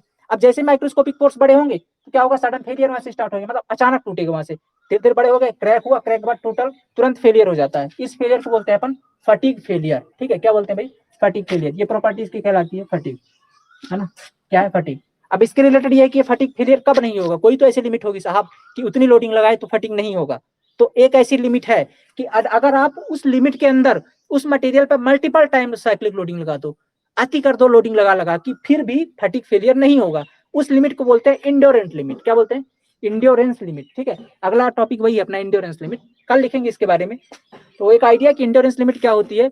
इंड्योरेंस लिमिट किसी मटेरियल की वह लिमिट है जिसके अंदर आप उस मटेरियल में मल्टीपल टाइम साइक्लिक लोडिंग लगा दो, कितने भी टाइम आप साइक्लिक लोडिंग लगा दो, उस मटेरियल के अंदर फटीग फेलियर नहीं होगा, है ना, मतलब उसके माइक्रोस्कोपिक पोर्स के बीच में क्रैक्स डेवलप नहीं होंगे। ये मुद्दे की बात है, ठीक है। तो फटीग फेलियर से बचाने का सिंपल तरीका है कि इंड्योरेंस लिमिट के अंदर फोर्स लगाओ। अब बोलो ये कैसे पता चले कि इंड्योरेंस लिमिट के अंदर इंड्योरेंस लिमिट है कितनी, तो इसकी वैल्यू होती है एक्चुअली में, कितनी होती है, ये होती है आपकी अल्टीमेट स्ट्रेंथ का बटे 2, ठीक है, अल्टीमेट स्ट्रेंथ का बटे 2, FU बटे का 2। अभी बोले कि FU क्या है, पढ़ा था आपने माइल्ड स्टील का स्ट्रेस स्ट्रेन कर, उठाइए देखिए यहाँ पे जो F पॉइंट मिला करे, याद है क्या आप सभी को, अरे याद है वो लम्हे, यहाँ पे F वाली, ठीक है, F मिलता था ना यहाँ पे FU, मैंने बोला था कि ये EFGH F वाला पॉइंट फिर जी में फेलियर होगा, तो यहाँ पे अपने को अल्टीमेट स्ट्रेंथ मिलेगी इसकी, कितना बताया था, 420 बताया था ना माइल्ड स्टील के लिए। हाँ, तो अगर इसके बटे 2 माने इसका बटे 2 कितना होगा, 210। तो अगर आप 210 न्यूटन का मल्टीपल टाइम साइक्लिक लोडिंग लगा दो मटेरियल में, फटीग फेलियर नहीं होगा। ये कहलाता है आपका इंड्योरेंस लिमिट। तो लगे हाथ, इंड्योरेंस लिमिट हम लोगों ने समझ ली, ठीक है। इसके बारे में कल लिख लेंगे, फिर आगे रेजिलियंस या मॉडुलस ऑफ रेजिलियंस कल कंटिन्यू करेंगे। 2-3 दिन लगेगी प्रॉपर्टी में, आराम से समझा रहा हूँ, इसलिए थोड़ा सा टाइम देखो अपन ना, अभी थोड़ा टाइम इसलिए लेकिन पढ़ा रहा हूँ, सारी चीजें अच्छे से एक्सप्लेन करूँ क्योंकि थोड़ा सा बेस बन जाए, बेसिक कॉन्सेप्ट है, ये क्लियर हो जाए, फिर अपन थोड़ी सी रफ्तार अपनी पकड़ेंगे और अगले चैप्टर में अच्छे तरीके से समझेंगे। ये क्लियर रहेंगे तो क्या है ना, बेसिक कॉन्सेप्ट क्लियर, तभी आप आगे चल के अच्छा कर पाओगे, अच्छे समझ पाओगे। तो क्लियर हो गया सारी चीजें? ओके, हाँ हाँ पूछिए। नहीं वो नहीं दिखता, वो डिफॉर्मेशन नहीं दिखता है, वही तो बोले, वो सिर्फ माइक्रोस्कोप। हाँ डायरेक्ट फेलियर हो जाता है, यही सबसे खराब बात है डायनेमिक लोडिंग में। अपन सस्टेन लोडिंग लगा रहे तो ठीक है, दिख रहा है हमको कि भाई सब कुछ एडिशनल डिफॉर्मेशन। अब चूंकि क्रीप के अंदर भी इतना भी एडिशनल डिफॉर्मेशन नहीं आता, कुछ आता है जैसे आपको तार के अंदर दिखाई देने लग गया ना एडिशनल डिफॉर्मेशन, तो वहाँ पे आपको दिख रहा था क्योंकि लोडिंग सस्टेन थी। यहाँ पे आपको पता नहीं चलेगा लोडिंग किस तरीके की, सॉरी लोडिंग कितना डिफॉर्मेशन आया, वो डायरेक्टली भी सडन फेलियर होगा। क्रैक अंदर अंदर बने होंगे, अचानक टूट जाएगा वहां से, ऐसा होगा। क्रैक अंदर बनेंगे अचानक, वहां से लिखा ना यहाँ पे सडन फेलियर, ठीक है, सडन फेलियर टेक प्लेस। तो क्रैक बन जाएंगे, माइक्रोस्कोपिक पोर्स बड़े हो रहे होंगे, अचानक वहां से टूट जाएगी। ओके, ये जनरली पता कब होता है, जैसे जम्मू कश्मीर टाइप के रीजन में, ठीक है, जहां आपकी डक्टाइल मटेरियल भी बिहेव करती है बिटल की टाइप की। पढ़ेंगे अभी डक्टाइल पर प्रभाव क्या है टेम्परेचर का, है ना। टेम्परेचर अगर बढ़ जाता है, जैसे मान लो अगर बहुत ज्यादा टेम्परेचर आपने कम कर दिया ना, टेम्परेचर कम कर दिया मतलब जैसे बर्फ पड़ रही है, जैसे जम्मू कश्मीर है, अगर वहां कोई स्ट्रक्चर बना होगा ना, तो अगर जो आपने डक्टाइल मटेरियल भी यूज किया होगा वो भी बिहेव करेगा ब्रिटल की तरह। टेम्परेचर कम होने के कारण जो डक्टाइल मटेरियल है ब्रिटल की तरह व्यवहार करता है, और अगर आप टेम्परेचर बहुत ज्यादा बढ़ा दोगे ना, तो जो आपका ब्रिटल मटेरियल है ना, मतलब जैसे कि आपका कंक्रीट, कंक्रीट एक प्रकार का ब्रिटल मटेरियल है ना, कंक्रीट आपका ब्रिटल मटेरियल है, तो टेम्परेचर बढ़ाने के कारण वो भी एक प्रकार का डक्टिलिटी थोड़ी बहुत शो करने लग जाता है, टेम्परेचर का प्रभाव होता है। आगे समझेंगे, भी लिखेंगे, ठीक है, पर फिलहाल इतना।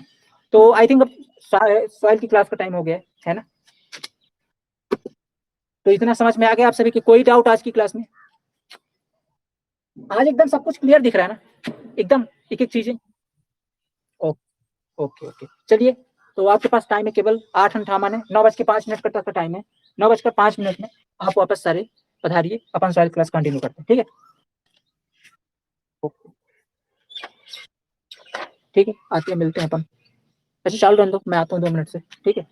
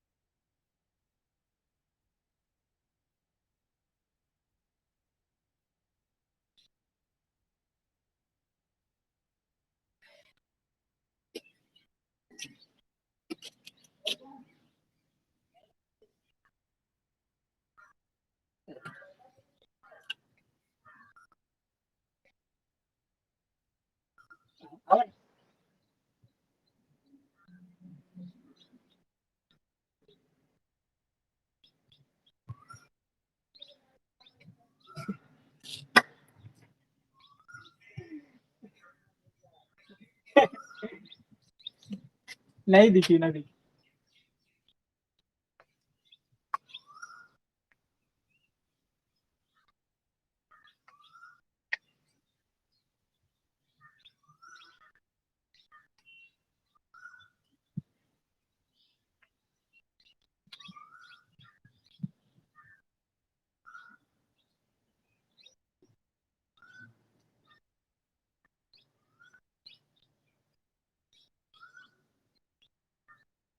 चलो वही दिक्कत नहीं है।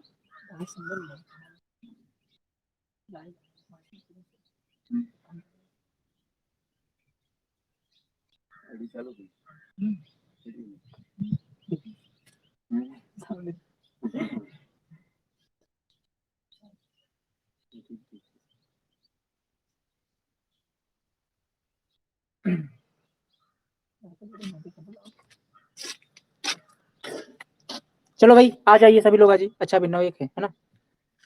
ओके, कल कहाँ तक पढ़ लिया था अपन ने सॉइल मैकेनिक्स में?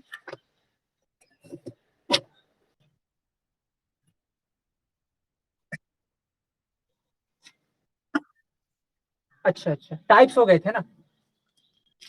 कल 2 टाइप पढ़ा दिए थे ना, रेसिडुअल सॉइल और ट्रांसपोर्टेड सॉइल। अच्छा टाइप पढ़ा। हाँ हाँ, उन्हीं के टाइप पढ़ाने थे ना, ट्रांसपोर्टेड सॉइल किस किस टाइप की होती है। ओके ओके, चलिए निकालिए rough pen, soil mechanics start करते हैं। सभी गए सब पानी वानी पीने, आ जाइए 5 मिनट का टाइम है अभी। जग रहा है इंटरेस्ट सॉइल मैकेनिक्स में आपका? मजा आ रहा है पढ़ने में? टेंशन मत लीजिए, अरे मजा फूल आएगा, टेंशन मत लो, फील आ जाएगी, है ना? अभी तो शुरू हुआ है, दो ही लेक्चर हुए हैं अभी। हाँ, क्या बोल रहे हो? अच्छा,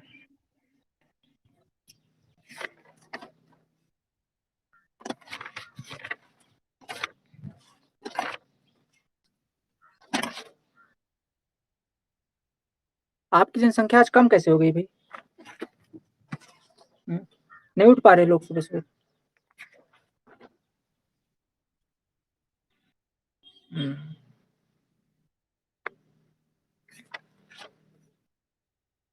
चलिए हेडिंग डालिए।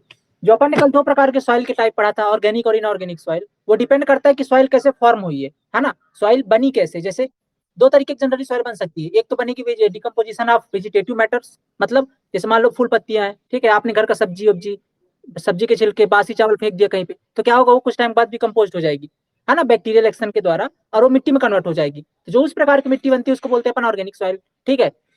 दूसरा होता है इनऑर्गेनिक सॉइल, मतलब जो आपके रॉक्स हैं, उनके ऊपर जो नेचुरल एजेंसीज ने हमला किया, है ना, पानी गिरा उसके ऊपर, बर्फ पड़ी, हवा लगी, उसके कारण टूटने से, यानी कि वेदरिंग ऑफ रॉक्स से जो मटेरियल, जो सॉइल बनी, उसको बोलते हैं इनऑर्गेनिक सॉइल, ठीक है ना? अच्छा, ये जो आपकी ऑर्गेनिक सॉइल और इनऑर्गेनिक सॉइल, बोलोगे यार भैया ये सब हमको क्यों पढ़ा रहे हो? मुद्दे की बात आप ये बताओ, हम तो सिविल इंजीनियर बनने वाले हैं, हमको कौन से जाके खेती करनी है कि नहीं? मुद्दे की बात तो समझिए बात को। ये जो सॉइल मैकेनिक आपको पढ़ाई जा रही है कि यार जो आप ये स्ट्रक्चर रखोगे ना सॉइल के ऊपर, तो आपको किस प्रकार की सॉइल के ऊपर कितना स्ट्रक्चर रख देना है। पता चले आप कहीं की ऑर्गेनिक सॉइल है कल को, है ना, जहाँ की मतलब काफी ज्यादा फूल पत्तियां गिरी होंगी, मतलब है ना, ऐसा कुछ है कि कोई ऑर्गेनिज्म पड़ा रहा हो बड़ा सा, और डिकम्पोज होकर के वहां मटेरियल सॉइल बन गई, अब वहां जाके अपना स्ट्रक्चर रख दो, आप कल को बैठ जाएगा सब, है ना, समाप्त हो जाएगा। पूरा स्ट्रक्चर बना के रखा आपने, लोडिंग थोड़ी सी आई, स्ट्रक्चर भरभरा के गिर गया। तो आपको फाइंड ये करना है कि हमको किस तरीके के सॉइल में अपना स्ट्रक्चर रखना है, ठीक है, इसलिए हमको सॉइल मैकेनिक पढ़नी पड़ रही है, ये मतलब है अपना, ठीक है। चलिए आते हैं 2 मिनट में, है ना, बुलाइए सबको, आ जाए फिर स्टार्ट करते हैं।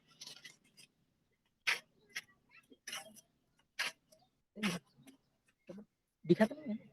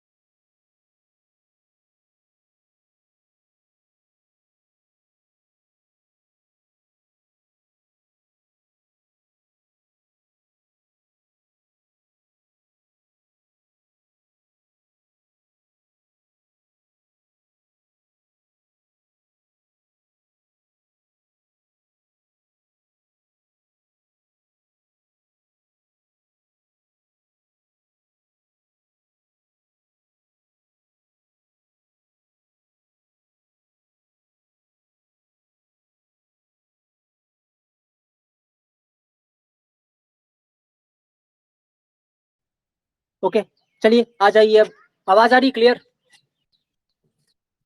चलिए चलिए स्टार्ट करते हैं, है ना। 9 7 2 मिनट ले चुके। ओके यार, एक चीज याद रखना, हमेशा जिंदगी में दो चीजों की बड़ी वैल्यू देना, दो चीजों की वैल्यू हमेशा करना। पहली चीज तो एक खुद को वैल्यू दो, खुद की इज्जत करना, और दूसरे समय की।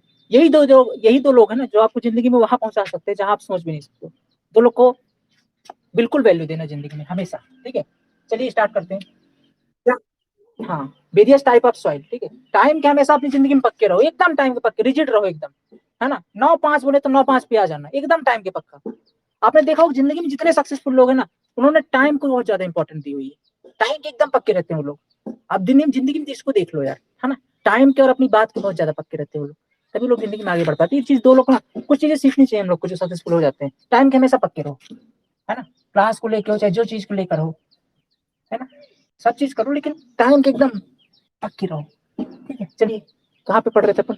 Various type of soil, heading डालिएगा वेरियस टाइप ऑफ सॉइल। कल सॉइल के बारे में समझ रखा था हमने कि क्या होती है सॉइल, कैसे बनती है, ये तो हम लोगों ने पढ़ लिया था। आज पढ़ेंगे वेरियस टाइप ऑफ सॉइल, विभिन्न प्रकार के कौन कौन से soil, various types of soil.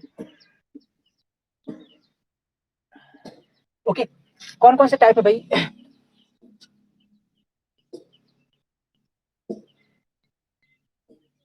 ठीक है, पहला होता है आपका रेसिडुअल सॉइल, ठीक है। पहला क्या आपका रेसिडुअल सॉइल, और दूसरा आपका ट्रांसपोर्टेड सॉइल, ट्रांसपोर्टेड सॉइल, ठीक है, transported soil. Okay, residual soil और ट्रांसपोर्टेड सॉइल। रेसिडुअल सॉइल क्या है? मैंने कल आपको समझाया था, मान लीजिए कोई रॉक है, दोनों पहली चीज तो समझ लीजिए कैसे बनते हैं, ठीक है। दोनों कैसे बनेंगे? वेदरिंग ऑफ रॉक से ही बन रही होगी, ठीक है। कैसे बन रही होगी?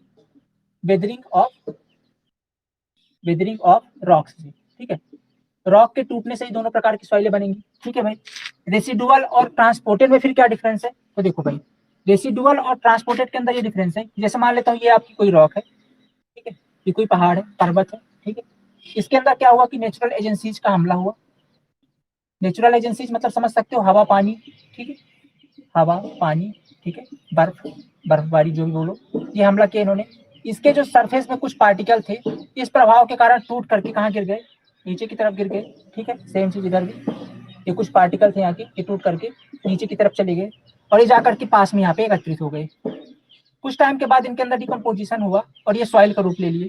किसका रूप ले लिए भाई? सॉइल का रूप ले लिए। ये चूंकि जहां बने हैं वहीं पर रखे हुए हैं, ये कहीं शिफ्ट नहीं हुए भाई, यहां से टूटे नीचे गिरे, बस कहीं गए नहीं ना, ठीक है। तो ये किस प्रकार की सॉइल कहलाएंगे? रेसिडुअल सॉइल, ठीक है। किस प्रकार की सॉइल कहलाएंगे? रेसिडुअल, जहां बने हैं वहीं पे स्थित है, ठीक है। देखिए इसके बारे में दो शब्द, ठीक है। रेसिडुअल सॉइल के बारे में दो शब्द लिखिए, हेडिंग डालिए रेसिडुअल सॉइल और लिखिए when the soil is located, when the soil is located, when the soil is located at its origin, at its origin, known as residual soil, known as residual soil. Okay, क्या बोला मैंने? when the soil is located at its origin मतलब soil वहीं पे locate कर रही, वहीं पे स्थित है जहां पे वो बनी हुई है, ठीक है, जहां पे वो बनी हुई, इट्स ओरिजिन, वहीं पर बनी हुई, तो उसको क्या बोलते हैं अपन? Residual soil. ओके,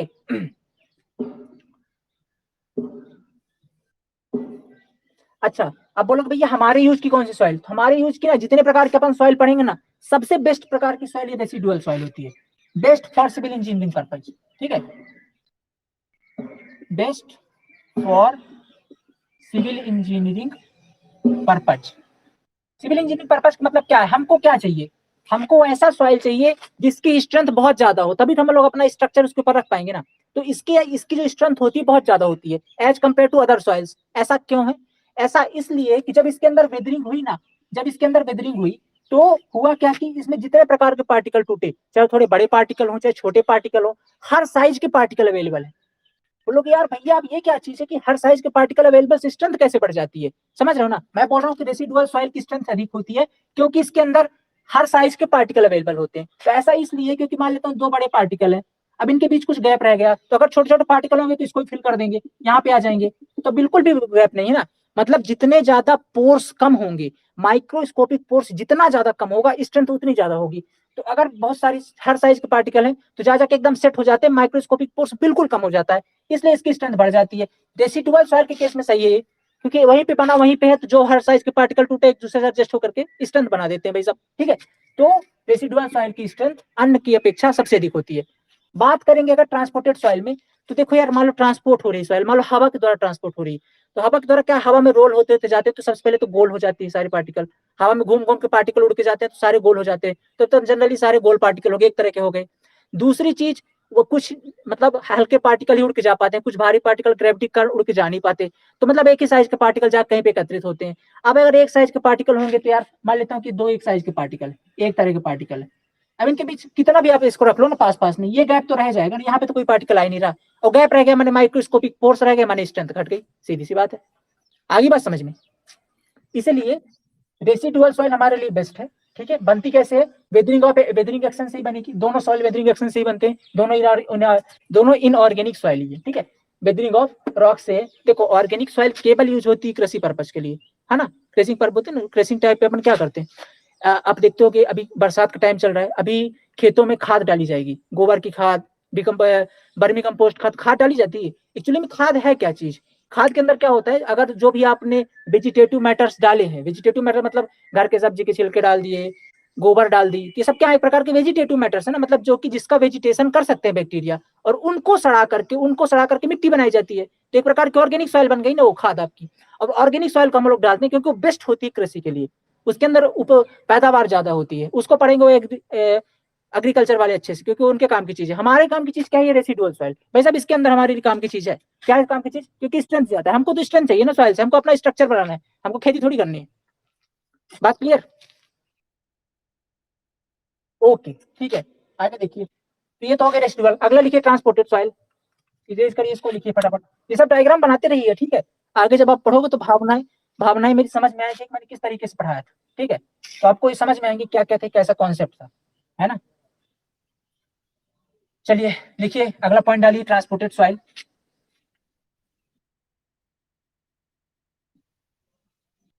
15 मिनट का टाइम हमारे पास बचा हुआ है, फटाफट समझेंगे।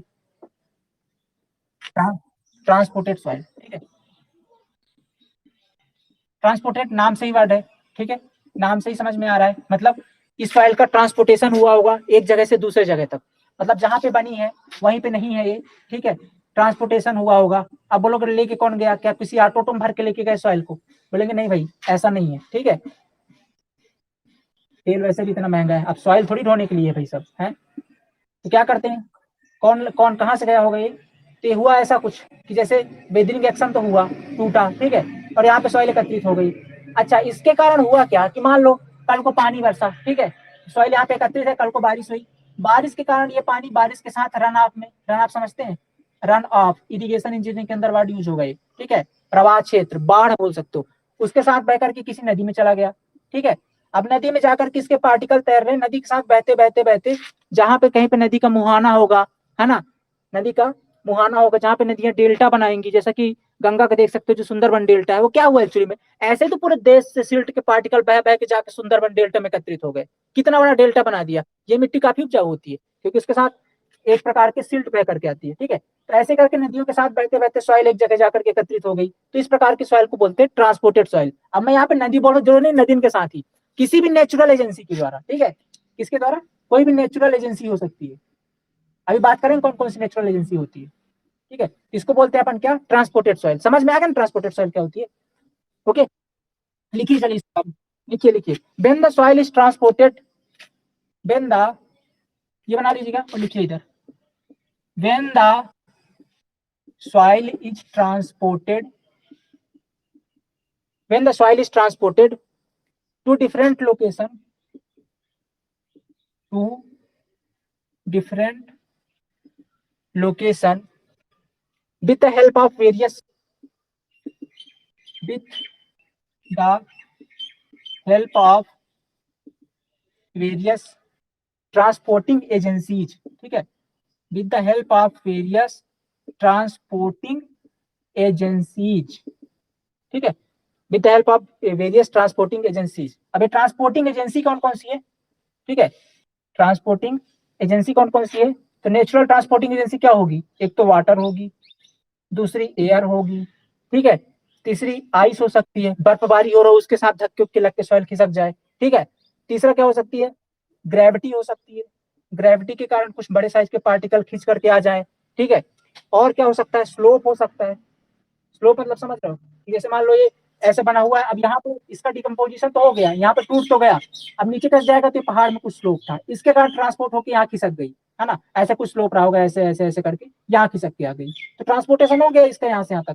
तो स्लोप के कारण इस पृथ्वी के धरातली स्लोप के कारण भी सॉइल का ट्रांसपोर्टेशन हो जाता है। तो ये कुछ वेरियस एजेंसीज हैं जिनके द्वारा सॉइल आफ्टर डिकम्पोजिशन एक जगह से दूसरे जगह तक, सॉरी डिकम्पोजिशन वर्ड नहीं बोलूंगा मैं यहाँ पे, आफ्टर वेदरिंग, ठीक है, आफ्टर वेदरिंग एक जगह से दूसरा जगह तक ट्रांसपोर्ट हो जाती है, उसको बोलते हैं अपन ट्रांसपोर्टेड सॉइल।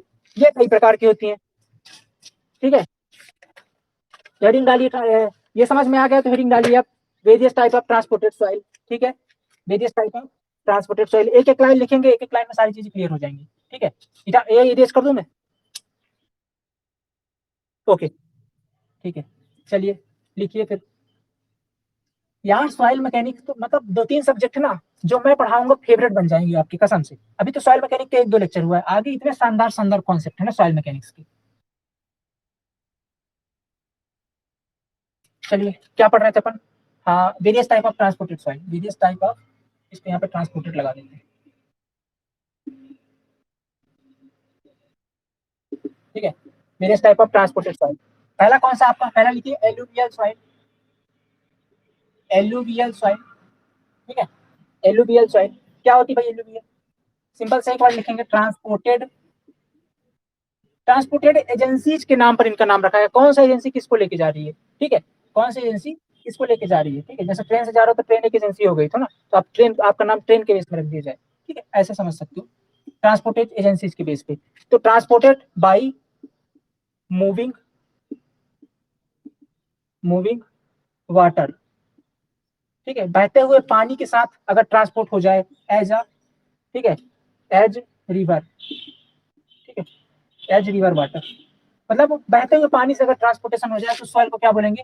एलुवियल सॉइल बोलेंगे, ठीक है, क्या बोलेंगे? एलुवियल। दूसरा क्या है आपका? लैकेस्ट्राइन, लैकेस्ट्राइन सॉइल इंपॉर्टेंट है, ठीक है, पूछ सकता है भाई, पूछेगा ही। लैकेस्ट्राइन सॉइल ये क्या होता है? Found the bottom of lake, ठीक है, लेकेस्ट्राइन सॉइल मतलब लेक, समझ रहे हो, लेकेस मतलब लेक से समझिएगा, लेक मतलब झील, झील की सतह पर बनने वाली सॉइल को बोलते हैं अपन लेकेस्ट्राइन सॉइल, ठीक है। तो found the bottom of lake, ठीक है, ये कहाँ पाई जाती है? एक्चुअली में झील की सतह पर पाई जाती है, ठीक है, ओके। इसके बाद है आपका कोलुवियल सॉइल, कोलू, कोलुवियल सॉइल, ठीक है, कोलुवियल सॉइल ये क्या होती है भाई? कोलुवियल सॉइल ट्रांसपोर्टेड बाई ग्रेविटी, ठीक है, अब मैं चलो ट्रांसपोर्टेड आप लिख लेना, मैं लिख देता हूँ सिर्फ ग्रेविटी, ठीक है, ट्रांसपोर्टेड बाई ग्रेविटी। अगर ग्रेविटी के द्वारा ट्रांसपोर्ट हो रहा है तो कौन सा होगा आपका? कैलुबल सॉइल, इंपॉर्टेंट, एक दो बार क्वेश्चन आ चुका है एसएससी वगैरह में, ठीक है। इसके बाद क्या आता है आपका? मरीन सॉइल, मरीन से इस नाम से समझ में आ रहा है किससे, कहाँ से बनी होगी?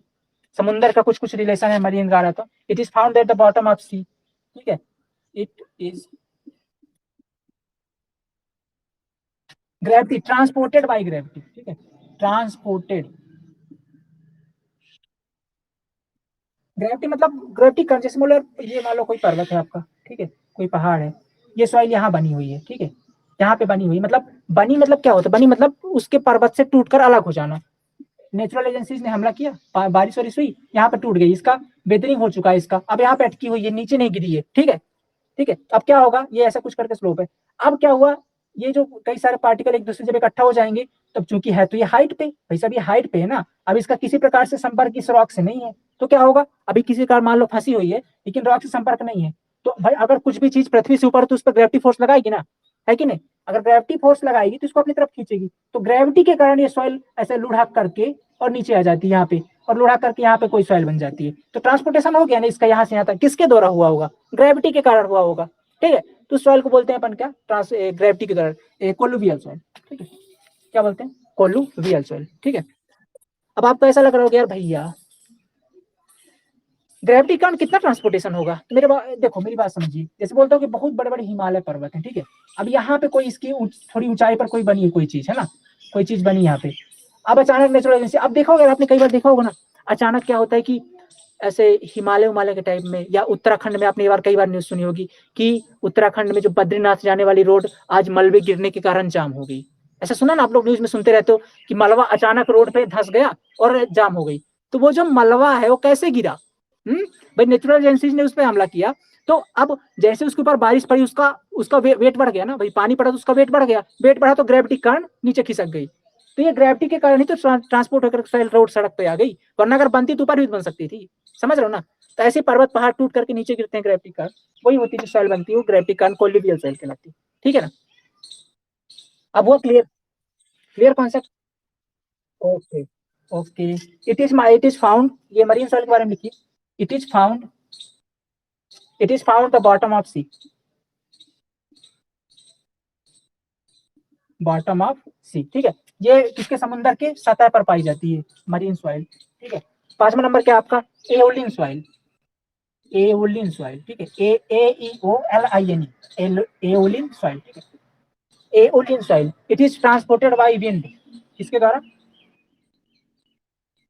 ट्रांसपोर्टेड बाय विंड, हवा के द्वारा, ये एक जगह से दूसरे पर ना, हल्के हल्के पार्टिकल होते हैं हवा के साथ उड़ करके, आंधियों के साथ जब आंधी चलती है बहुत छोटे छोटे पार्टिकल जो होते हैं उड़ के एक दूसरे से दूसरे जगह तक ट्रांसपोर्ट हो जाते हैं, उन सॉइल को बोलते हैं भाई सब अपना ट्रांसपोर्टेड बाय विंड या एओलियन सॉइल। ये जो एओलियन सॉइल होती है ना, सबसे मतलब कमजोर सॉइल होती है, वीकेस्ट सॉइल होती है।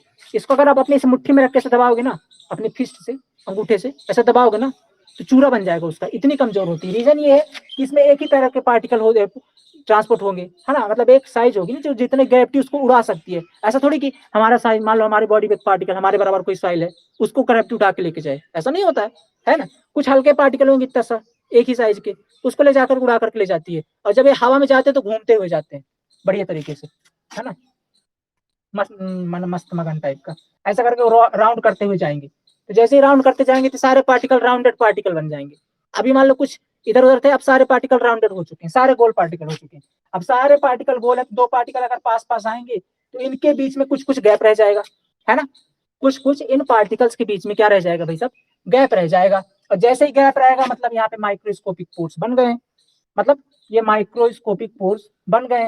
और अगर किसी चीज में माइक्रोस्कोपिक पोर्स है ना, ठीक है, माइक्रोस्कोपिक पोर्स है ना, तो वो चीज उतनी कमजोर होती है। इसके अंदर सेम चीज है, माइक्रोस्कोपिक पोर्स ज्यादा हो इसलिए कमजोर होती है, आप इसे हाथ से मसल सकते हो, अपने काम की कोई चीज नहीं है, पर पढ़ना पड़ रहा है क्योंकि सॉइल पर पढ़ रहे हैं, ठीक है, अपने काम की नहीं। एओलियन सॉइल हो गई, ठीक है, समझ आए ना, नहीं समझे, ओके, एओलियन सॉइल हो गया। नेक्स्ट लिखिएगा, ठीक है, ओके, अगले लिखिए कॉजेस, ठीक है, कॉज, ठीक है, कॉज एक प्रकार की सॉइल है, COES, ठीक है, क्या है, COES, ठीक है, डबल एस, क्या पढ़ेंगे इसको, कॉसेस पढ़ेंगे, कॉस पढ़ेंगे, ठीक है। ये क्या होती है, इसको एक नाम से और जानते हैं, कोलैप्सिबल सॉइल बोलते हैं, कोलैप्सिबल सॉइल, ठीक है, कोलैप्सिबल सॉइल बोलते हैं इसको, ठीक है। ये कैसे बनती है भाई, देखो, आ, ये भी एक प्रकार का टाइप होता है, it is a type, it is a type of aeolian soil, एक प्रकार के एओलिन सॉइल का ही प्रकार है, it is type of aeolian soil, it is and formed, ठीक है, बनती कहाँ पे है, ठीक है, फाउंड, इट इज क्या लिखे अपन, type of aeolian soil, found, found in arid, arid और semi arid region, semi arid region, semi arid region का मतलब क्या होता है, जहाँ पे बारिश और कम होती है उसको बोलते हैं एरिड रीजन, सूखा क्षेत्र जिसको, जैसे जहाँ पे धूप बहुत ज्यादा होती है ना, बारिश कम हो, जैसे राजस्थान, राजस्थान वगैरह में यही पर सॉइल पाई जाती है, यही नहीं पाई जाती, मतलब इस तरीके की सॉइल पाई जाती है, ठीक है, राजस्थान वगैरह में तो एरिड, एरिड और सेमी एरिड रीजन पाई जाती है, ठीक है, इसको बोलते हैं ये, ओके। एक होती है आपकी ग्लेशियल सॉइल, क्या होती है भाई, ग्लेशियल सॉइल, ग्लेशियल, ग्लेशियल, ठीक है, ग्लेशियल सॉइल, ओके। ये ग्लेशियल सॉइल क्या होती है, देखो ग्लेशियल सॉइल क्या होती है, ट्रांसपोर्टेड बाई ग्लेशियर्स, ठीक है, ग्लेशियल मतलब ट्रांसपोर्टेड बाय ग्लेशियर, ग्लेशियर, ठीक है, ट्रांसपोर्टेड बाय ग्लेशियर्स। झीलों के द्वारा अगर कोई ट्रांसपोर्ट हो रही है सो कोई सॉइल, तो उसको बोलेंगे अपन ग्लेशियल सॉइल, ठीक है, क्या बोलेंगे, ग्लेशियल सॉइल। तो ये कुछ टाइप थी सॉइल की, ठीक है। अब इसके बाद कुछ इंपॉर्टेंट और स्पेशल टाइप की सॉइल होती है आपकी, जैसे कि ब्लैक कॉटन सॉइल, ठीक है, आपकी और क्या होती है, laterite soil, bentonite, marine soil, कोम, मक, पीट, ये कुछ सॉइल है, ठीक है, इनके बारे में कल पढ़ेंगे। क्वेश्चन वहां से भी पूछा जाता है। ब्लैक कॉटन सॉइल, आपने एक चीज देखी होगी ब्लैक कॉटन सॉइल के बारे में कि अभी बोलो यार ये चीजें देखो, ये चीज हम लोग किस लिए पढ़ाई जा रहे हैं, हमको पता होना चाहिए कि अगर कौन सी सॉइल कहाँ पे है तो उस पर कैसा स्ट्रक्चर बनाना है, ठीक है। जैसे मान लेते हैं ब्लैक कॉटन सॉइल है, अब आपको नहीं पता ब्लैक कॉटन सॉइल के बारे में, ब्लैक कॉटन मतलब काली कपास मिट्टी, ठीक है, काली रेगुड़ मिट्टी बोलते हैं उसको, ठीक है। तो उसके अंदर क्या होता है एक्चुअली में, ये कपास की खेती के लिए बहुत ज्यादा उत्तम होती है। तो उसके अंदर होता क्या है कि पानी पड़ेगा तो वो फूल जाती है, ठीक है, वो मतलब उसके अंदर उसका वॉल्यूम बढ़ जाता है पानी पड़ा तो, और जहां पानी उसका सूखा ना तो वो एकदम सिकुड़ने लग जाती है, फट जाती है वो। तो अगर कोई स्ट्रक्चर बनाओगे आप, मान लो रोड बना दिया आपने ब्लैक कॉटन सॉइल पे, ठीक है, तो बारिश हुई ना तो रोड आपकी फट जाएगी, है ना, उसका वॉल्यूम बढ़ा तो रोड फट जाएगी ना भाई, आपके स्ट्रक्चर अगर इसका सॉइल ही फूल रही है तो फट जाएगी रोड, रोड का स्ट्रक्चर आपका टूट जाएगा। और अगर मान लो गर्मी के टाइम पे आपने बरसात में बना दिया और गर्मी के टाइम पे हो गई तो सॉइल वो जो है आपका स्ट्रक्चर वो सिकुड़ जाएगा, श्रिंक होने लग जाएगा, तो बल्जिंग हो जाएगी उसके अंदर, समझ रहे हैं। तो ये जो होती है ब्लैक कॉटन सॉइल आपकी स्ट्रक्चर के लिए बिल्कुल काम की नहीं। जहां भी ब्लैक कॉटन सॉइल हो और वहां स्ट्रक्चर बनाना हो तो पहले सारा एक्सकवेट करके उसको फेंक देते हैं, फिर वहां दूसरी सॉइल डालते हैं, फिर बनाते हैं स्ट्रक्चर अपना, ठीक है। ब्लैक कॉटन सॉइल अपने काम की चीज नहीं है। अब बोलोगे भैया ये क्यों फूलती है, कुछ तो इसके अंदर रहता होगा, तो एक मिनरल पाया जाता है, ठीक है, कुछ सभी के अंदर ऐसे मिनरल पाए जाते हैं, जैसे मोंट मोरिलो नाइट एक मिनरल का नाम है, ठीक है। पूछा जाता है कई बार पेपर में कि ब्लैक कॉटन सॉइल में कौन सा मिनरल पाया जाता है, तो मोंट मोरिलो नाइट होता है, जिसके कारण वॉल्यूम में चेंज आता है, वॉल्यूम लगातार बढ़ेगी घटेगी, वो मोंट मोरिलो नाइट कारण होता है, ठीक है। और कुछ और भी होते हैं, जैसे इलाइट होता है एक प्रकार का मिनरल, और और होते हैं। अभी जब मिनरल्स की बात करेंगे अपन, मिनरल वाले चैप्टर, तो वहाँ पढ़ेंगे कौन सा मिनरल होता है और उसकी मिनरल्स कारण क्या प्रभाव होता है उनके अंदर, सब समझेंगे, ठीक। तो ये होती हैं। अब कल इनके बारे में कुछ पढ़ेंगे, ब्लैक कॉटन सॉइल क्या है, और ये क्या बोलते हैं लैटेराइट सॉइल क्या है, मरीन सॉइल क्या है, बेंटोनाइट क्या है, सब कल पढ़ेंगे, ठीक है। आया, समझ में आया कि नहीं आया भाई, ये एक बेसिक चैप्टर चल रहा है अपना अभी, ठीक है, सॉइल मैकेनिक का बेसिक चैप्टर है। ये खत्म होने के बाद आप पढ़ोगे सॉइल वाटर रिलेशनशिप, ठीक है, सॉइल वाटर रिलेशनशिप, तो वो अच्छा चैप्टर है, वहां से काफी सारे क्वेश्चन भर भर के आएंगे आपके, पर ये बेसिक चैप्टर इसको पढ़ना जरूरी है। चलिए, आया समझ में। तो इतना जो आज पढ़े सॉइल मैकेनिक्स में बढ़िया अच्छी तरीके से समझ में आया ना। ओके ओके, तो टाइम हो चुका है हमारी दूसरी क्लास का, 9:30 हो चुके हैं, मतलब आपकी 1.5 घंटे क्लास हो चुकी है, ठीक है। बाकी जो लोग आज नहीं आए हैं वो लोग जाके लेक्चर देख लेना यूट्यूब में, जो लोग लेट आए हैं वो लोग जाके यूट्यूब में लेक्चर देख लेना, शाम तक अपलोड हो जाएगी, ठीक है। ओके भाई, कैसा लगा लेक्चर, अच्छा था, मजा आया। चलिए बढ़िया है, जुड़े रहिएगा ऐसे।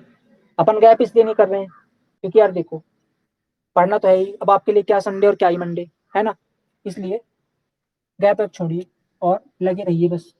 1.5 घंटे पर डे क्लास को देना ही है, 2 महीने तक लगातार एकदम कंटिन्यू, कोई गैप नहीं होगा, ओके ना। सीख जाओगे दोस्त अगर सीरियस रह गए 2 महीने में तो, है ना, बस सीरियस रह जाना थोड़ा सा। ओके चलिए, थैंक यू सो मच, मिलते हैं अब कल सेम टाइम पे 8 बजे सुबह। मोस्ट वेलकम, पढ़ते रहिए। ओके।